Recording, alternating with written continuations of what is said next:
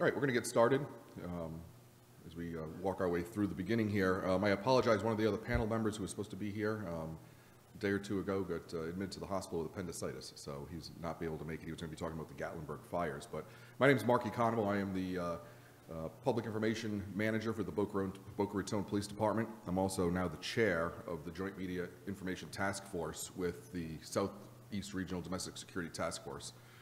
RDSTF, we have regions. We're Region 7. There's regions all over the country through Homeland Security. Some are more active than others. Ours in South Florida is very, very active.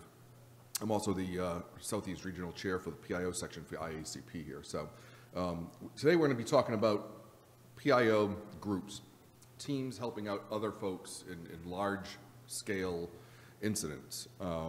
We've seen a number of incidents happening recently in Las Vegas.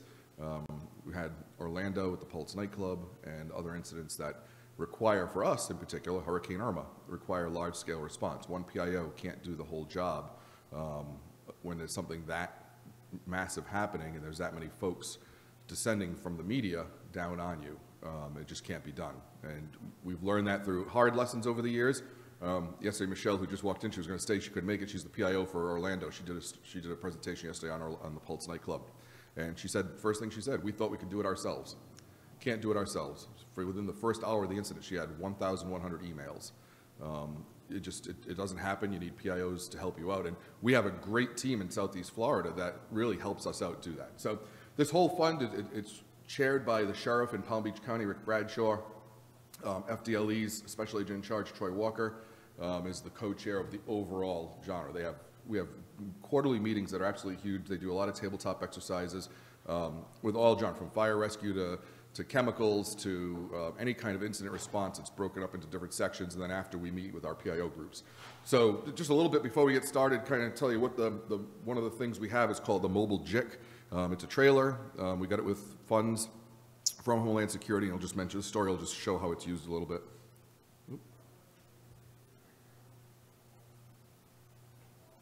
12 hours from now, Atlantic Avenue and Delray Beach will be locked down and parade ready. Multiple agencies working to make sure the St. Patrick's Day festivities go off without a hitch. And News Channel 5's Michelle Casada live with more on the special team that arrived in Delray today. Michelle. Well, Michael, Ashley, things are winding down now on Atlantic Avenue, but the roadway will be shut down as early as 10 a.m. We saw dozens of men and women in uniforms today out and about. When you have an event this big, estimated to bring in 50 to 60,000 people within a 10-block stretch of downtown, you have to be prepared for anything. The stage is set and the beer is flowing. Cheers! But behind all the good green fun, our officers and rescue teams strategically scattered to ensure safety and security. We're going to have extra officers out on patrol. You're certainly going to see them on segways. You're going to see them walking. Delray Beach Police welcoming a larger team into town today. The Palm Beach County All-Hazard Incident Management Team, which has been training and planning for this parade and festival for months. Just in case this goes wrong or if that goes wrong, what is the plan of action? Where do people stage? Where do resources go? How do we communicate? Communication is key. That's where the JIC comes in. This is the Southeast Regional Domestic Security Task Force Joint Information Center. Spokesperson Mike Jachles says this is where agencies get important information out in the event of an emergency. Delray Beach Police expect the event to be filled with good family fun, but is reminding everyone no drinking on the streets or sidewalks. The consequences if you're caught with an open container tomorrow on a roadway or in a park or on the sidewalk is anything from a citation to a physical arrest. Businesses and vendors are eager to get the St. Patty's party going. We own an Irish pub, so we want to be a part of it and support the firefighters. Firefighters are traveling from all over the world and country to Delray, like Anthony Locks, who's a firefighter from France. The first time for me is very happy. So it just gives you a little idea what goes into it. Just to give you an idea of our region down there. So I'm in Boca Raton, that's right in the middle, right toward the end of Palm Beach County. This Region 7 pretty much stretches all of Palm Beach County, Broward County, Miami-Dade County, and down into the Keys, Monroe County. So it's a total population of 5.4 million, fourth largest urbanized area in the U.S. by New York, LA, Chicago. Approximately 1/3 of Florida's population is down in that region. And it's unique because we have two major TV media markets. We have Miami-Dade TV, and then we have Palm Beach County TV. So like where we are in Boca Raton, we're on the boundary of Broward and West Palm Beach. 8 times out of 10, when we have a story, we get double media. We get the Miami stations, we get the West Palm Beach stations. It's all within an hour-and-a-half drive. And we have 3 major airports, MIA, Fort Lauderdale, West Palm Beach. It goes Treasure Coast down to the Keys, major print outlets, and multilingual as well. Excuse me. So what we've also formed out of the area is 2 media coalitions. They were organized by PIOs and the police departments. And there's the South Florida Media Coalition, that's Miami-Dade and Broward, and then there's the Palm Beach Co-op. And what we do is on a monthly basis, once a month, 3rd Tuesday of the month and then the 3rd Thursday of the month, we get together at 9 o'clock in the morning, 8:30 in the morning, all the PIOs from the region, and usually the hospitals, Fish and Wildlife, FDLE, any PIO comes in. And we also invite the media. And it's an off-the-record conversation. We have coffee and donuts, and we sit there and talk about things that we're going to be doing, maybe some issues we have with the media. You know, the media used to show up a lot. They don't show up as much to them anymore. But it's a great meeting to get to know all our PIOs in the group.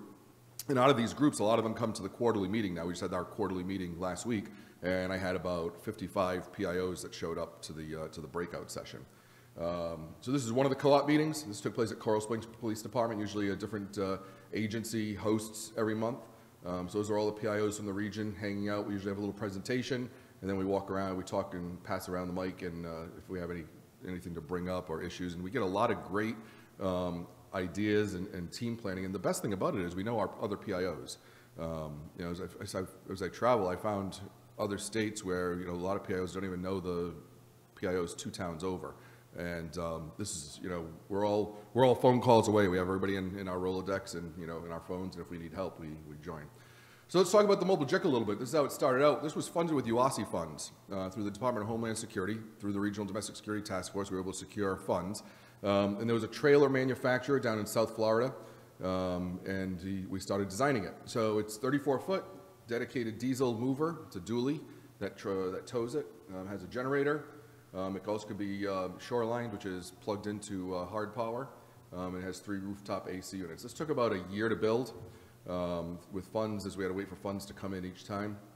This is what it looks like when it's active. There's 3 sections. There's the crew room right there in the middle, the PIO workspace, the crew room, which actually has beds and mattresses in the front, and then a cargo conference area in the back. There's fax machines, refrigerators, satellite TV, satellite phones, and direct TV as well. What's unique about it is the entire trailer we made whiteboard, the entire thing. So we can write on it wherever we want to write on it with erasable markers. So that's the back area, which is storage. Then a table can pop up, it plugs in the table, and we can make that a little conference room area to plan. These are all used, this is used constantly. So say Miami-Dade wants to do a terrorist drill. The Port of Miami wants to do a drill. Fort Lauderdale, the airport, a lot of drills. This goes to a lot of mass casualty incident drills, as well as being activated for regular resources. But we have a lot of drills that take place down in our region. So communication capabilities, as I mentioned, cellular phone platforms, ReadyOp and WebEOC linked into it already. Satellite and HD for news broadcasts, PA system, microphone, mult box, podium, so we can hold press conferences right there. We can generate news releases, conduct news conferences, disseminate information, stream video, social media. What we've determined over the years, and the first time it was actively used was during the Republican National Conference in Tampa 5 years ago, whatever it was. And Laura McElroy from Tampa PD at the time asked us if we could bring it up there, and she asked a bunch of PIOs to come up and help her. And it was the first time it was actually activated 5 years ago. And what we found out was that where we put that is where the media is going to go. So you don't have to worry about them scattering around, making an area for them, keep the media over here. They're going to it because that's where we are, and that's where the information is. So during the Republican National Convention, they knew they'd come over, knock on the door, hey, any updates yet? Were there any arrests? Nope. Okay, we're going to have a press conference at 11:30 update. Okay, great. They parked their trucks there, and they kind of worked around us the whole time. This was us at the top left corner. That was us at the presidential debate, Mitt Romney debate. It took place at Lynn University, October 2012. That was us monitoring the chatter on Twitter, protests, you know, all that type of stuff. We were kind of monitoring there, and we were in the media compound. We parked it where they designated the media to park. the local media. So there was about 25 TV trucks from all over outside of us right there, but that's where we monitored that information. Bottom right is Laura McElroy in the middle, Lynn Hightower, Penny Maytek from Chicago, who's from Illinois, who's all here. That was during the Republican National Convention that took place in Tampa. So again, we're able to monitor everything going on, you know, take phone calls, write press releases, send emails out, and take care of it all from there. Improving region capabilities, better coordinated response to large-scale events, disasters, and scheduled major events. It's deployable 24/7 with a Region 7 PIO. We have 2 designated drivers, rapid response. Usually from the time we get a request in the Tri-County area, we can get it there within 2 hours with the 2 drivers that are on call. It's housed at Coral Springs Police Department. They've agreed to hold it for us. That's kind of like the middle point of all 3 counties. They have brand new facilities. They had a new garage, and they agreed graciously to host it. So it's stored there. Their maintenance staff takes care of it when it needs things, and from there we kind of deploy it out when it's needed to where it goes. Now, even though it's a regional asset for us, we give it to anybody in the state who requests it. So when Orlando happened, we offered it up to Orlando. At the time, they didn't need it. But it's gone to Tampa, it's gone to Jacksonville. We've brought it throughout the state. It's gone to the Super Bowl, the All-Star game. The All-Star game was there. It was down there in Miami at the All-Star game as well. It's a true regional asset. It's in line with all the UASI strategy. Those UASI funds from Homeland Security, that's what these funds are for, things like this. So if you have them in your region, take advantage of them. All they want to see is that it's being used, and they want pictures after events and good news stories of how it ran. We have agreement in place, as I mentioned, so it's a shared vehicle, utilized and accessible when needed. Commitment from the host agency for continued support of the project, and signage reflects regional asset, ongoing training opportunities for everyone else around the area. It addresses regional gaps, so it's an available resource to all agencies to provide PIO support. We can't rely on other agencies and regions for other regions for backup. The JIT can also be deployable statewide, as I mentioned, and prolonged incidents or out-of-area deployment. 1/3 of all the state PIO deployment team is from our region. We have a huge team, and I'll get into it in just a minute, but when Hurricane Irma came down on us, you know, the email went out. Who has extra PIOs? Who can help? That was a unique situation because we all suffered with Irma, and we were all 24/7 for the first 3 days. But it was after the 3 days, and those of us that weren't hit as bad, we got a call from the Keys in Monroe County to help them out, which I'll get into in just a little bit. So there's the JIC outside the Tampa RNC, and on the right side, that was their EOC. So we kind of split between the two. We had some PIOs assigned to the JIC, and we had some assigned into the EOC to monitor information. There was a constant communication going back and forth. That's Hurricane. This starts my talk a little bit about Hurricane Irma, and that's the most recent deployment we had. Yep, those are trees in Florida after the hurricane. There's no leaves down in our area. They're all starting to grow back right now, which is kind of weird. So I didn't see any leaves on trees, and they're all sprouting again right now. So interesting story out of this is that, you know, everybody knows Hurricane Irma came up through the Florida Keys. Florida Keys are about, from the start of the Keys, it's about an hour drive from my house, about two and a half to the mid Keys, and about 3 down to Key West. We knew the Keys would devastated when that rolled through, but we were all stuck in our EOCs for the first 48 hours addressing our needs. We had a lot of debris down everywhere. We had curfews for the first 3 nights because power was pretty much out throughout most of the region. I don't know how it happened. Our neighborhood didn't lose power. I don't get that, but the guy I'm with that's here, he didn't have power for a week. And most of our neighborhoods around us didn't have power for about a week as well. There was something like 6 million people without power in the region, which is just absolutely crazy. So anyway, so the deployment call goes out, and she couldn't call us. There's only one PIO for all of Monroe County Sheriff's Office, one PIO. She couldn't call us. She couldn't put out the call for help because they had no way to talk or communicate. So for the first 24 hours, and I don't encourage this, and I haven't spoken at length. I've spoken to her a little bit, but I haven't spoken at length, but I don't encourage this. The first 24 hours, they actually hired an outside PR firm from Miami to do their communications for them because they had no communication at all. Hindsight, you call us. You know, we're other PIOs. Don't give your passwords out to a PR agency, which they did for the first 24 hours. But what happened was the PIO, who hadn't slept, she was trying to find a cell signal, and in Marathon, about halfway through the Keys, she found one spot. Literally, it was like not even a block radius. She found one spot where she got a signal. And she sat in her car there for 48 hours in that spot that wasn't washed out and had a cell signal, and that's when she started making her calls. So the call went out to us after about 48 hours, 24 to 48 hours, hey, I need help down here. So we put out we go through Calabria, which is a software that you can do, mass emails or phone calls or what have you. Email went out, hey, we need PIOs down in Monroe County, who can spare one? So northern part of the state, northeastern part of our, I say central, north of me, up toward Palm Beach County and Martin County, they didn't get hit as bad. So they had some damage and some trees down. First thing, 10 PIOs were on board. So the truck deployed, the trailer deployed, and the 10 PIOs deployed. We got them lodging down there and everything else. One of the hotels that had a generator was putting up all the first responders that were down there to help out. So we parked it down at the EOC in Monroe County, and from there we worked 24/7 with the local folks there. The PIO didn't get to us for 4 days. She was stuck where she was stuck. But she gave us all her passwords, Twitter, Facebook, all that stuff, and our 10 PIOs took shifts and worked around the clock communicating information to the residents down in the Keys because, if anybody saw the news reports, ours was local, so we saw a lot more, but nobody was allowed in or out of the Keys for 4 days after the hurricane hit. So this team here stayed there for 10 days, the folks on the right, and they worked 24/7 in that situation.